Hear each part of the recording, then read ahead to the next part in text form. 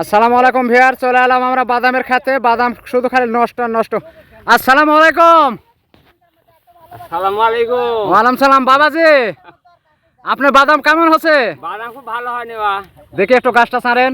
এই দেখো দর্শক দেখতে পাচ্ছেন এই বাদামটা কি হবে, কয় টাকা দানা। এই যে অনেকগুলা লোক লিছে, এই যে দেখতে পাচ্ছেন। এই পাটের দাম হবে না। সামনে যাওয়া যাক।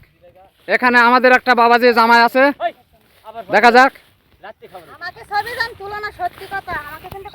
আসসালামু আলাইকুম।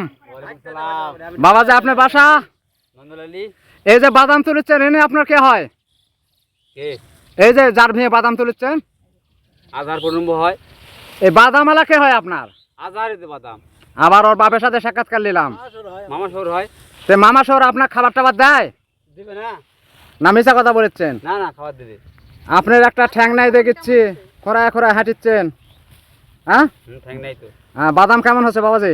ভালো আছে। এই বাদাম এই দেখি বাবাজি। যে হবেন বাদাম। দর্শক দেখতে পাচ্ছেন, বাদাম নেয়, খায়ালি ঝোপা, কাম নেয়। এই যে দেখা যাক, দুটা মুরব্বী দাঁড়ায় আছে সামনে। আসসালামু আলাইকুম। ওয়ালাইকুম সালাম। কথা বুঝাচ্ছো ভাই? আচ্ছা হোক, আপনার নাম কি? জিন্নাত খা। আপনি কি করেন? আমি হ্যাঁ, এই গরু ওর কিলা মাঠে খেলাচ্ছি।